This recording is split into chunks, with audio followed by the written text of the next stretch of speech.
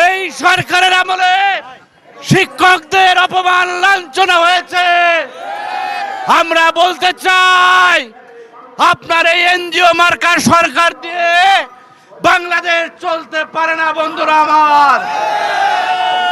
অনতি বিলম্বে এই 1 বছরে আপনি যা করেছেন সেটা বাংলাদেশের ইতিহাসে একটি কলঙ্কজনক ইতিহাস হিসেবে রচিত হবে বন্ধুরা আমার। আপনি শান্তিতে নোবেল পেয়েছেন, কিন্তু অশান্তিতে যদি নোবেল থাকতো বিশ্বের সবার আগে আপনাকে মনোনীত করা হতো বন্ধুরা আমার। আমরা আর এই সরকার দেখতে চাই না। এই সরকার একটি ব্যর্থ সরকার।